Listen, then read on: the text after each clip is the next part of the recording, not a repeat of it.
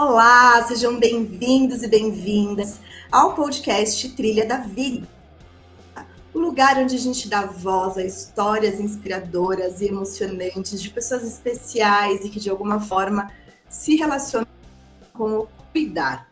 Eu sou a Marcela Tardelli, vou estar com você aqui hoje e prepare-se porque a trilha de hoje começa agora.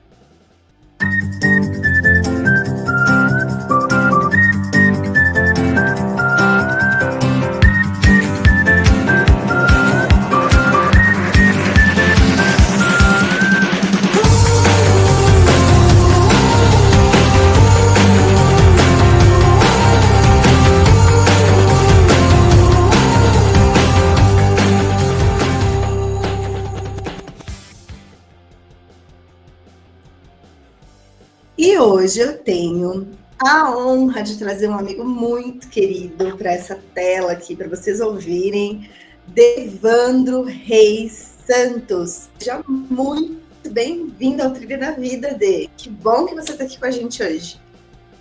Muito obrigado, Marcela. É um prazer, mais uma vez, estar participando das ações que você promove frente ao cuidados paliativos.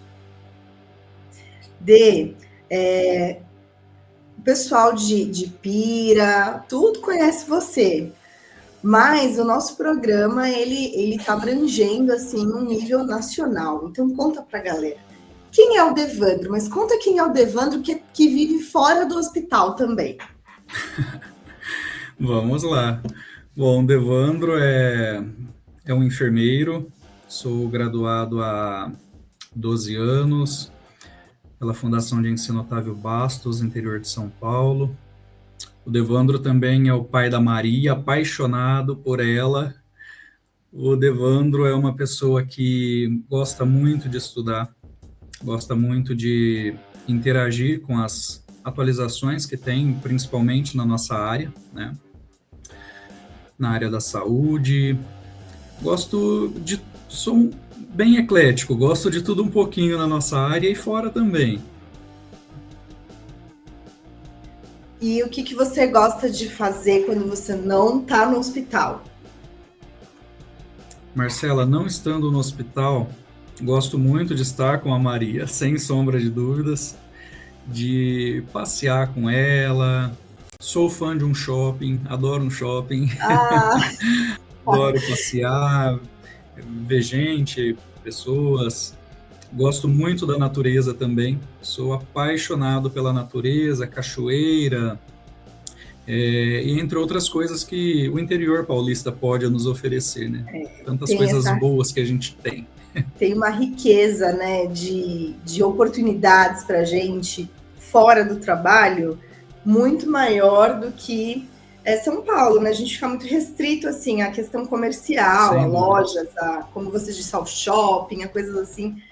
O interior permite mesmo que a gente dê uma escapadinha, né, para uma cachoeira, para um sítio, alguma coisa que te coloque mais em contato com a natureza, né? Exatamente. O que te inspirou a ir para a enfermagem? São 12 anos já nessa profissão, mas surgiu de onde esse desejo? Olha, essa é uma história longa, viu, Marcela? Sempre tive uma afinidade muito grande pela questão da saúde, sempre gostei muito do cuidar e tive alguns professores no ensino médio que me inspiraram também a trilhar esse caminho. A princípios era para eu ser biólogo, era para eu partir para a área de biológicas. Exato. Mas aí algumas situações me mostraram que o caminho tinha que ser a enfermagem. Tive pessoas muito próximas que precisaram desse cuidado, né, da enfermagem e que me mostrou que realmente eu poderia ser feliz fazendo este serviço, prestando esse cuidado. E assim foi. Iniciei, então, no ano de 2009, a minha faculdade, onde, então, eu tive a honra de conhecer uma pessoa que eu vou levar para a vida, que se chama Mara Vilas Boas, que foi minha professora, docente, e que foi quem plantou a semente do cuidados paliativos em mim. E uma semente plantada pela Mara não tem como não dar frutos. Isso Você já foi também a na conhece. graduação. E isso já foi na graduação, exatamente. Tá. Eu entrei para enfermagem, mas ainda sem ter um norte de qual caminho seguir dentro da profissão, né? Porque abre-se um leque de caminhos que nós podemos andar por ele. E o cuidados paliativos, sem dúvida, sempre foi uma opção, mas que não era certa. E Tá. depois que eu conheci a Mara, fui pesquisar mais, a Mara contribuiu muito para a minha formação nessa questão do cuidados paliativos. E aí você vai ler, você vai procurar entender mais, você conhece outras pessoas que também inspiram, e cuidados paliativos é você ser escolhido, né? Não é você que escolhe, você é escolhido para isso. E me sinto muito honrado de ter sido escolhido, talvez pelo universo, para fazer parte da vida das pessoas em um momento tão delicado. Em um momento onde talvez muitos profissionais não querem participar porque não toleram o sofrimento, né? É Uhum. muito mais bonito você ver nascer do que você ver morrer, ou do que você ver o sofrimento do ser humano.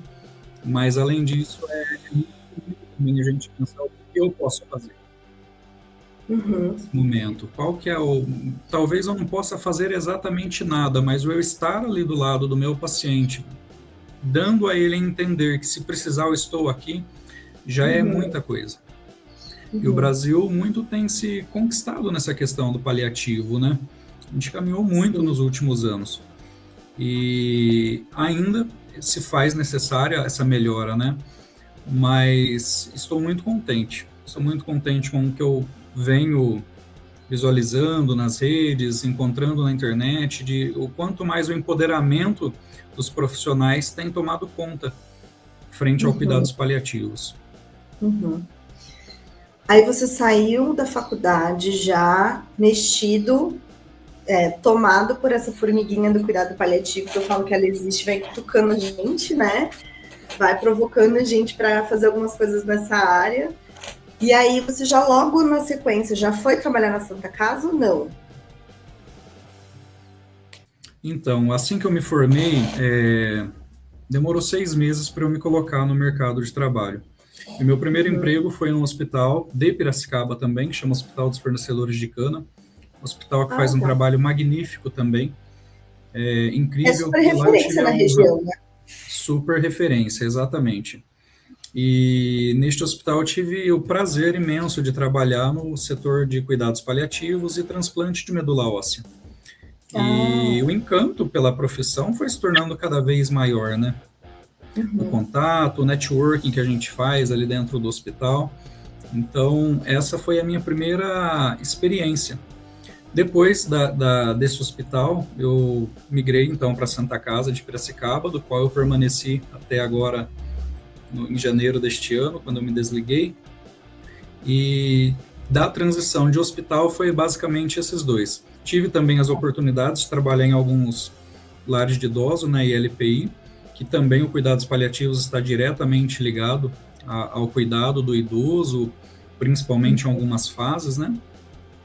Mas voltada para o hospital foi basicamente essas duas referências, o HFC e a Santa Casa de Piracicaba, que é o que mora no meu coração.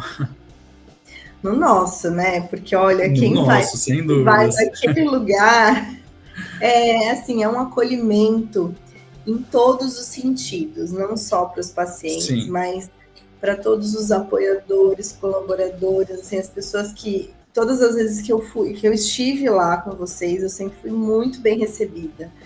E é realmente um lugar que tem um. Vou usar os meus termos, assim, tem um campo sim, energético diferente, né? Eu sinto exato. isso. Bem Eu gostoso. sou muito suspeito para falar daquela casa.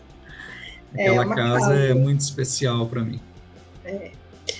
E aí, de repente, deu um clique e você resolveu mudar de carreira.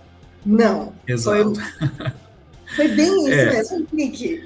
É. essa fase de transição, Marcela, foi muito louca, porque a medicina sempre aflorou no meu coração, no meu cuidado, mas embora no Brasil seja uma questão um pouco distante, né?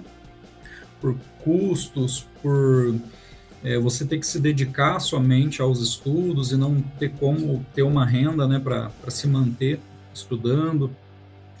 E então, o final do ano passado, eu decidi que eu tinha que viver essa experiência. E foi muito louco, porque quando eu pensei em tudo que eu ia deixar para trás, eu No falei, eu auge, sou né? No louco. auge de uma carreira que foi super Exato, construída, né? exatamente. E eu parei e pensei que na enfermagem eu alcancei tudo que eu queria. Eu consegui tudo que eu queria na enfermagem. Então, a Uhum. enfermagem me trouxe muita alegria, e tudo que eu almejei construir ao longo da minha profissão, sendo enfermeiro, eu consegui. Consegui fazer as especializações que eu gostaria de fazer, não somente voltado para a área do cuidado, mas também administrativa, gestão de qualidade, segurança do paciente, entre outras. Depois também fui para a área de feridas, que no auge do Covid, né, todos os pacientes praticamente desenvolviam lesão por pressão, e aí eu descobri que eu não sabia tratar lesão, fui me especializar. E foi o Uhum. momento, então, que eu decidi que eu tinha que viver a transição. E aí Sim, você decidiu fazer medicina e que não seria no Brasil. E como é que foi essa exato. escolha de para onde você iria, que universidade você se dedicaria a estudar ali, enfim, como é que foi esse processo? Olha, esse processo, Marcelo, ele começou em outubro, novembro de 2023, quando realmente eu decidi que eu iria viver essa experiência. Conversei com a minha esposa, então, que é uma das minhas maiores apoiadoras, devo muito isso a ela também, que me apoia. E quando eu fui falar com ela, eu esperava que ela iria me bloquear. Eu imaginava que eu ia falar para ela e ela falava: Você tá doido, você vai abandonar tudo, você tem família, você tem filho, e viver fora, né? E foi completamente oposto. Quando eu falei com ela, brilhou os olhos, né? Ela falou: Não, se você acha que você tem que ir, viver essa experiência, realizar o teu sonho, você deve ir mesmo, e eu tô com você, né? E aí começou toda essa movimentação para descobrir para onde que eu ia, com quem que eu iria morar, como que eu iria estar, né, aqui em outro país, a escolha da Uhum. faculdade também, porque quando você está no Brasil, a referência que você tem das faculdades externas é um pouco ruim, infelizmente. Então você tem que fazer realmente uma peneira, né? Tá. Das faculdades, o que, que ela te oferece, qual que é o conceito dela, o país que você vai viver. No meu caso, hoje eu estou no Paraguai, né, mais específico aqui em Pedro Juan Caballero, e escolher o Paraguai para mim foi também uma questão de comodidade pela fronteira, né, por Uhum. estar a alguns passos eu estou próximo do Brasil, uma avenida que separa, e também pela facilidade de poder estar indo visitar a família de uma forma um pouco mais rotineira, né, pela distância ser um pouco menor. Uhum. Qual que é o nome da universidade que você está hoje? Aqui no Paraguai eu estudo na Universidade Sul-Americana, é Sul-Americana. uma, uma referência grande. E aí para voltar para o Brasil com esse diploma tem um processo de validação e aí como é que funciona isso? Exatamente, Marcela. E essa é uma das grandes apreensões de quem vem estudar no Paraguai, né? O grande medo, será que eu vou revalidar? Será que eu vou ser médico no Brasil? Mas quando você vai estudar sobre isso, você descobre que o revalida ele é apenas uma das possibilidades que tem de você voltar para o Brasil e se tornar médico, né? Existem outras possibilidades. Entre estas, a faculdade do qual eu faço parte hoje, ela participou de uma acreditação que chama Acordo Arcosul, que é uma acreditação entre os ministérios de saúde dos países do Mercosul, que facilita essa tramitação da, da, do retorno do aluno para o Brasil, né, e validar esse diploma. Dessa forma, existe também um processo que chama Revalida Simplificado, onde as faculdades do Brasil, principalmente federal, estadual, elas são credenciadas com faculdades de renomadas aqui fora, né, que têm os conceitos, têm as acreditações, e essas faculdades brasileiras, elas podem, assim, então, revalidar o diploma do aluno para que ele esteja retornando para o Brasil. Entendi, entendi. E quais são essas expectativas aí do retorno, Dê? Porque falta ainda quanto tempo? Você tá Olha, começando falta. agora, né? Estou começando, é meu primeiro ano, mas eu digo que eu prefiro não contar em anos. Eu prefiro contar em Tá, semestre. Porque boa. em semestre eu já estou indo para o terceiro, então me dá a leve impressão de que passou mais rápido. E ano só passou um. Entendi. Embora, embora um ano parece pouco, né? Mas foi uma bagagem de experiência muito grande já nesse um ano. Não só da formação, mas de experiência de vida, experiência de cultura, né? Você fazer a medicina, que é um curso que exige uma dedicação tão grande, tão exclusiva, você fazer dentro do seu país já é difícil, né? Uhum, Aí você fazer fora do seu país, com outra cultura, outra língua, se torna ainda mais difícil, né? uhum. Mas tem sido momentos de realização, Marcela. Tenho me encontrado muito, não pretendo talvez sair dessa área, né? Que muitos alunos vêm para cá, descobrem que não é isso que queria. Eu Uhum. estou muito decidido, eu sei que é isso que eu quero e que de uma forma ou de outra eu vou ser médico. É Eu isso. vou formar e vou voltar. Esse é o Faltam, meu propósito. faltam quantos semestres? Agora faltam 9. Passa rápido. Passa rápido. Passa, eu cheguei e faltava 12, Então, você viu? né? Já Então foi, já. a minha conta ajuda a enganar a minha mente. Isso. E aí, hoje você tem vindo visitar a família, mas daqui a pouco também a pequenininha já tá um pouquinho maior, já dá para ela ir te Sim, visitar, ficar mais tempo aí com você. Então, exato. e tantas e tantas coisas podem acontecer no meio do caminho, né? De Sim, repente, sei lá, vai que a sua mulher resolve para ir também, ficar mais perto de você por um tempo. É porque às vezes a gente acaba limitando o sonho a uma dificuldade, né? Você fala exato. assim, putz, eu vou deixar de ficar junto com a minha família, de ver minha filha crescer, de N coisas que envolvem aquilo. E aí, no meio do caminho, acontecem tantas coisas, né? A gente estava conversando fora dessa circunstância do podcast outro dia, e aí você falando, não, vai ter um feriado aqui que não é feriado aí.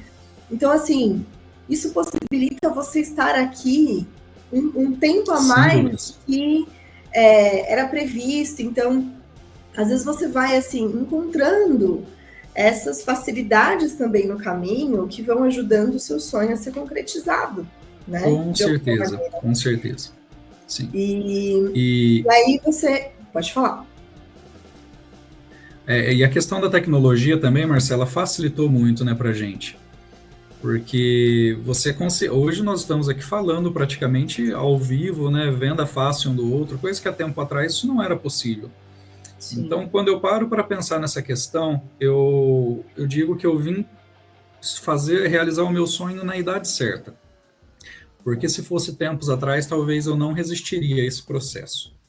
Eu não iria Uhum. suportar o caminhar desse estudo longe de família, sem poder ver os filhos, onde a comunicação há pouco tempo atrás era por carta, né? Você mandava uma carta, levava Sim, 15, 20 dias para chegar. Então a sim. tecnologia facilitou muito tudo isso, né? Uhum. Além disso, também pela questão de distância, tem as outras facilidades, né? Você compartilha carona num feriado que você vai viajar, então o custo que era de R$ 1.000 passa a ser 500. Então tem muitas facilidades. É.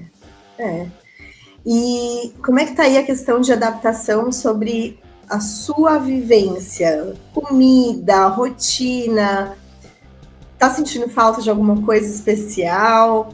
Ou já descobriu uma comida diferente? Você fala, putz, isso aqui eu vou ter que voltar para cá depois para poder vir atrás dessa comida. Porque uma coisa que eu percebo assim muito em viagens, lógico que tem um viés da minha lua em touro, do meu ascendente em touro, que gosta de comida, é a questão da culinária. Então, assim, a nata argentina é a nata argentina, não tem igual, Sim, sim. né? Tem comidas que você só vai conseguir provar daquela mesma maneira naquele lugar. Já descobriu alguma coisa especial por aí? Já, viu, Marcela? Todo lugar tem as suas coisas boas a oferecer, né? E aqui no Paraguai, embora seja muito próximo ao Brasil, como eu disse aqui no começo, você atravessou uma avenida, você está no Brasil, então você come o feijão que você é acostumado a comer, né? No Paraguai também tem as suas particularidades. Então a sopa paraguaia vale a pena experimentar. Eu acho que para Olha, mim, assim, da culinária foi o que mais me chamou a atenção. Que embora chame sopa paraguaia, não é sopa. é o quê? Ela, ela é um parecido com uma torta. Meu Deus! Parecido. Pois é. Também me surpreendeu, porque quando eu cheguei num restaurante aqui, uma cafeteria para a gente tomar um café, inclusive estava eu e o pessoal da faculdade, eles falaram, eu vou querer uma sopa paraguaia. Eu falei, gente, são 9 horas da manhã, vocês vão tomar sopa? Como assim? Aí depois que chegou que eu fui conhecer de fato como que era, e vale a pena, viu? Entre outras, Ai, que né? Um delícia! salgado também, parecido com um salgado nosso que chama Tipaguaçu também, que é muito gostoso. E tem muita coisa boa. Ai, que gostoso. Ótimo, porque isso vai também ocupando espaços, né? Dentro da Com sua certeza. rotina, do seu dia a dia. Porque eu imagino, assim, deve fazer muita falta. Coisas simples, detalhes, Sim, assim, do dia que você fala, pôs aquele café, aquele salgado, aquela comidinha. E aí você vai ocupando também e ganhando essa bagagem para você carregar para a vida, né, Dê? com Depois da certeza. faculdade, você vai ter que complementar com alguma residência também, e isso Sim. deve acontecer aí ou aqui? Eu gostaria, então, que a minha especialização ela acontecesse no Brasil pelas referências que eu tenho de profissionais, né? De faculdades conceituadas para a formação que eu pretendo seguir. O cuidados paliativos, sem sombra de dúvida, faz parte do meu currículo, né? Então, é uma delas. Mas entre cuidados paliativos ou atuar diante da medicina, eu também pretendo me especializar em hematologia. Olha, interessante. Exato, é uma área que eu adoro. Já vem dessa sua vivência também como enfermeiro da Hemato, né? Sabe, Exatamente, exatamente. eu estava gravando um podcast, agora eu não lembro se ele vai passar antes ou depois desse programa, mas assim, estava conversando com a Lélia e meu primeiro emprego efetivamente foi na hematologia. E na época da faculdade, eu fugia da hematologia. Eu não gostava desse assunto. E aí, na prática, foi tão diferente, sabe? É uma área que realmente ganha o coração, né? O Sim, quanto a gente se aprofunda naquelas doenças, o quanto os pacientes são envolvidos, são pacientes diferenciados, eles acompanham.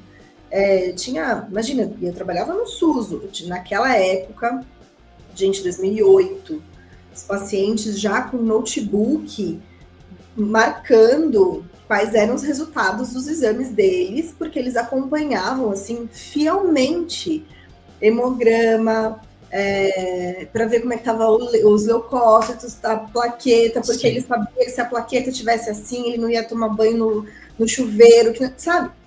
Tudo já muito organizado. Eu entendo que são pacientes assim que acho que se apropriam de uma forma diferente da doença. É muito doido isso. É um perfil diferente, exatamente. bem Isso é curioso. muito bacana, Marcela, porque você dá autonomia para o paciente participar de uma doença que é dele, né? Uhum, A uhum, gente, eu sempre falava isso em reuniões de equipe, que nós somos uma pecinha muito pequena na vida da pessoa, mas a doença é dela, o tratamento é dela. E às vezes me deixava muito chateado profissionais da saúde, de modo geral, que chegava e decidia pelo paciente o que ia ser feito. uhum, Não, então vai ser assim, assim, assado. E em momento algum o paciente ele recebia a explicação do porquê que tinha que ser daquele jeito, uhum, né? Talvez era a única opção que tinha, mas tem várias maneiras de você fazer esse comunicado ao paciente. Então, envolver o paciente na tomada de decisão, para mim, é uma das prioridades muito grande. E eu digo também que às vezes a gente acaba tendo, quando eu fui líder de equipe, né, coordenador de enfermagem, Eu falo que tem funcionário ou outro que a gente acaba tendo um pouco mais de dificuldade com as regras, com as rotinas. E aí eu sempre dizia que nesse perfil de funcionário eu treinava o paciente. Então, a hora que eu passava a minha visita, eu chegava no quarto e falava para o paciente, olha, se a enfermagem vier fazer a medicação no seu acesso e não passar o álcool aqui, você corre o risco de morrer, tá? E aí o paciente se tornava o meu maior fiscal dentro do meu setor. Ele me ajudava a cuidar da segurança dele. Devandro, meu pai ficou internado uma vez para trocar uma válvula cardíaca. Teve uma endocardite, precisou trocar a válvula, e aí ele pôs um PICC, né? Para quem não está ouvindo e não sabe o que é um PICC, é um catéter central de inserção periférica. Então ele fica no braço, mas a pontinha dele fica lá pertinho do coração. Então a medicação ela é infundida numa veia mais grossa, né? Então, assim, é mais confortável para o paciente, também é mais seguro, né? Falando, tecnicamente falando. E aí eu falava assim, pai, você não deixa ninguém pôr a mão no seu catéter sem ter lavado as mãos, sem higienizar a pontinha aqui onde ele vai aplicar a medicação com suave com álcool. E aí eu fui dando algumas, né, orientações para ele. Devandro, eu criei um monstro.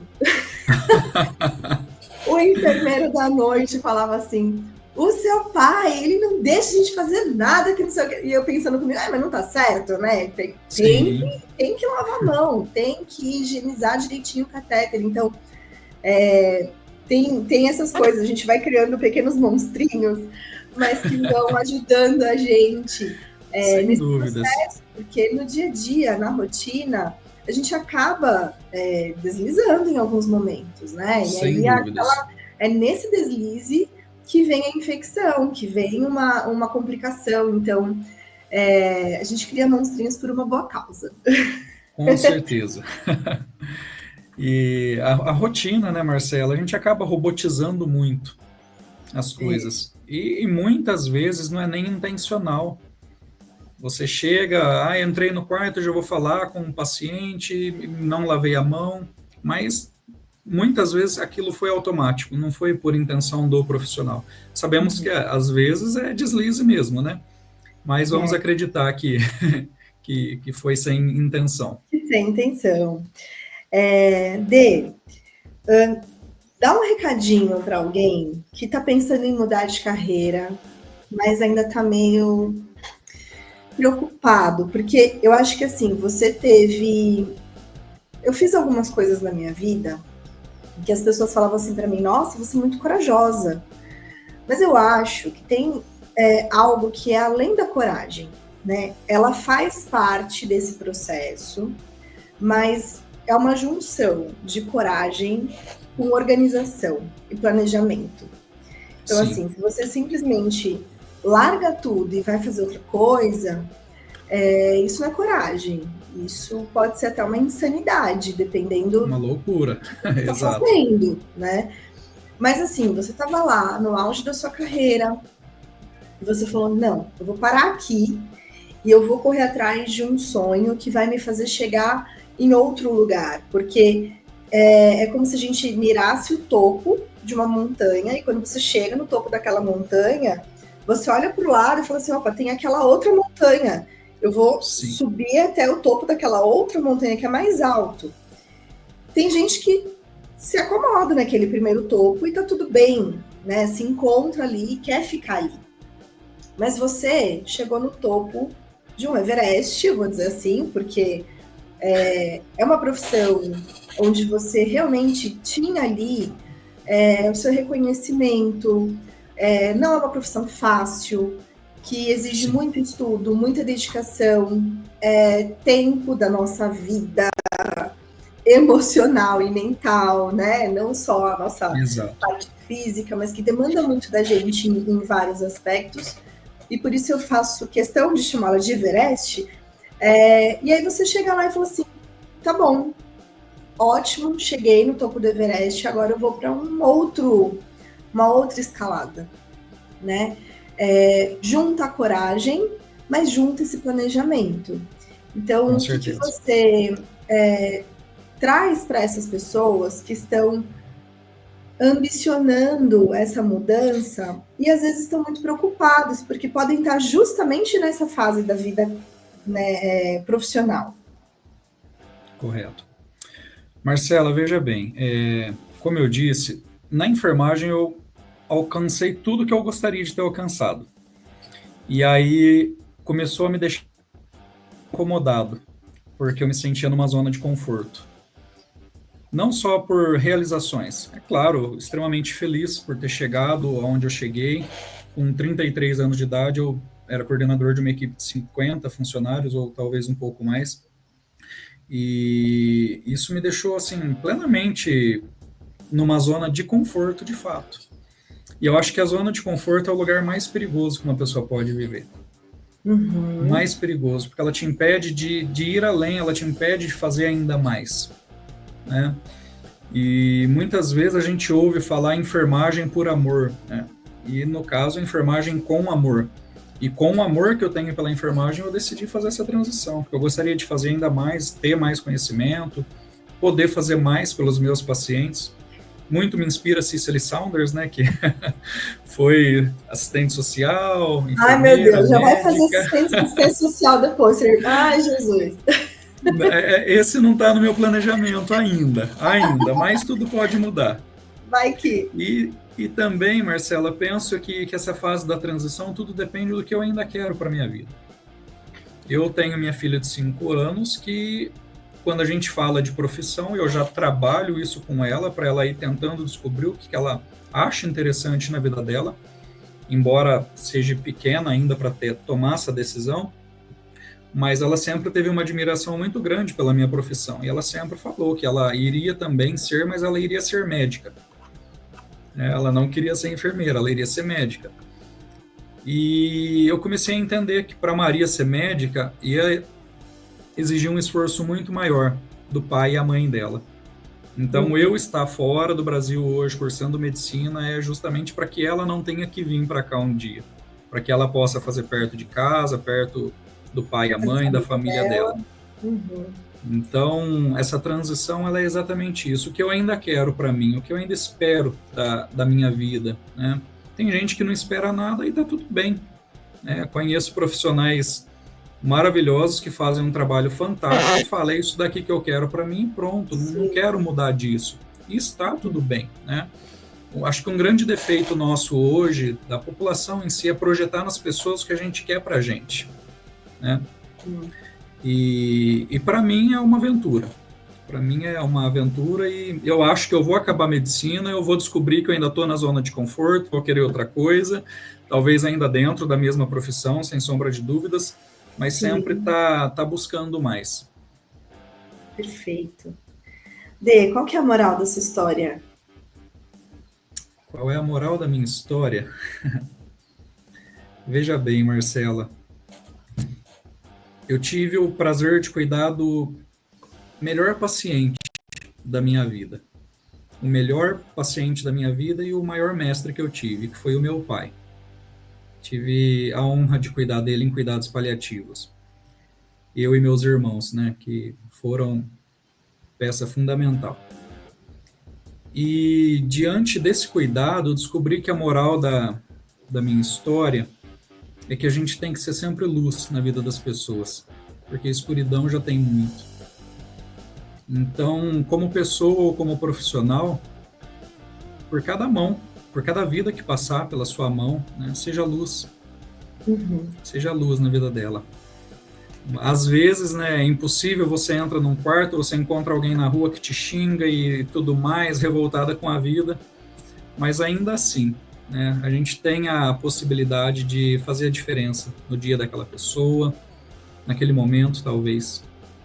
Então, a moral da minha história é a luz. Seja a luz na vida de alguém.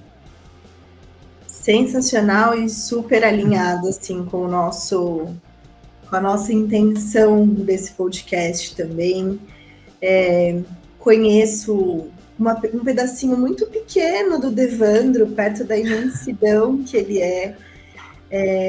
Agradeço a Maria por ter incentivado esse sonho, porque a gente precisa de profissionais, médicos, com essa sensibilidade que você tem, com essa dedicação que você tem, com esse olhar para o cuidado que você tem, porque por mais que amanhã ou depois você resolva, por exemplo, sei lá, quer fazer medicina intensiva, quer ir para uma outra área, é aquilo que você disse, o cuidado paliativo, ele nunca vai sair do nosso coração. Não importa o que a gente faça, a gente sempre vai carregar aqueles princípios do cuidado que deveriam ser intrínsecos de qualquer profissão da área da saúde, né? Que não deveria estar limitado ao cuidado paliativo, e vai saber utilizá-los muito bem na sua prática, porque você, como disse, é um ser escolhido. É um ser escolhido. Obrigado. E agradeço mesmo, assim, a oportunidade de você estar aqui, de ter conhecido você nessa existência, de fazer parte da sua história de alguma forma, e de você fazer parte da história da oficina, da Trilha da Vida, da Marcela, da família da Marcela e da família da oficina também. Tenho certeza que a gente ainda vai fazer muita coisa boa junto, e que todo o nosso carinho, não só meu, mas do nosso... Vou chamar família mesmo, porque a família da família oficina, da família da Marcela, estejam sempre com você. Seja qual for a montanha que você estiver escalando, viu? Você é muito, muito, muito querido e inspiração também, né, para as pessoas. Obrigada mesmo por hoje, viu, Dê? Marcela, a recíproca, sem dúvidas, é verdadeira. Eu agradeço imensamente a oportunidade de estar aqui no Trilha da Vida, de fazer parte da oficina de cuidados paliativos. Você é uma pessoa muito querida, você e toda a sua família, sem dúvidas, né? E por pessoas como você, por pessoas como a Mara, por pessoas que semeiam o cuidados paliativos no nosso Brasil, no nosso mundo, é que nos motiva a continuar, é que nos motiva a defender essa bandeira que vem tomando força a cada dia mais. Sim. Trabalhar no cuidados paliativos, sem dúvidas, é uma dedicação espiritual, eu posso dizer, porque se pararmos para pensar, o emocional, ele fica muitas vezes abalado, mas vem uma força que não sabe se explicar de onde que vem. Uhum. E é por pessoas como vocês, que defendem essa bandeira, que a gente consegue seguir em frente. É isso, é sobre isso. Obrigada mais uma vez, obrigada por vocês que nos ouviram, nos assistiram, por se juntar a nós nesse episódio de hoje. Foi um prazer receber o Devandro, e desejo, assim, que toda essa história, né, que seja também, assim como as outras que vocês já ouviram aqui no nosso programa, seja luz e inspiração no seu dia. Lembre-se de seguir o nosso canal. Quem quiser acompanhar o Devandro, passa a sua rede social. Como é que as pessoas acompanham aí sua escalada, vamos chamar assim? Bom, eu estou mais presente no Instagram, Devandro Santos, né, mesmo. É o primeiro que vai aparecer lá. Aliás, Devandro, eu acho que vai ser poucos que vai ter no mundo aí. São só os escolhidos. São só os escolhidos. Obrigado pelo elogio, me sinto elogiado. São os escolhidos. E sigam a gente no @cuidados.paliativos. Agradeço mais uma vez. Lembra de seguir o nosso canal, colocar lá, marcar o sininho para receber as notificações e ficar por dentro de todos os episódios que são lançados. Um beijo gigante para todos e até a nossa próxima trilha. Até mais.